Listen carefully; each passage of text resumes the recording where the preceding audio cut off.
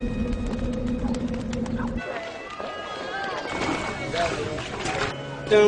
lugar namin, Sitio Maligaya 2, San Vicente, San Pedro, Lamuna. Siyempre, alam mo naman, ganitong lugar, squatter area, tabing release, dikit-dikit ang bahay. Madilim talaga rito sa lugar ko na to. Wala kami dito sa loob, lagi kami sa labas. Nadadapa kasi madilim, yung dadaan mo, hindi mo alam, may nakaharang. Tutulog na lang ako, wala ilaw eh. Ang tawag nila sa akin dito si Mang Dimi Solar. Napaliwanag ko yung mga bahay nila madilim.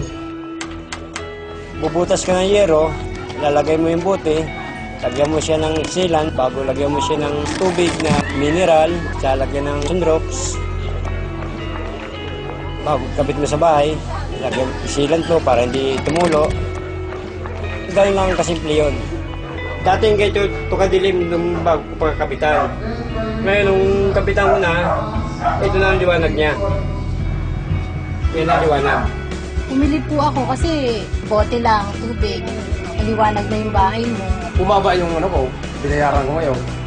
Simula nung makabitan ako dito. At saka itong solar bottle valve na to, hindi mainit. Dahil sa buti na yan, sa solar na buti na yan, gumanda ang araw namin. Ang nalagyan na namin ito ay bali 643.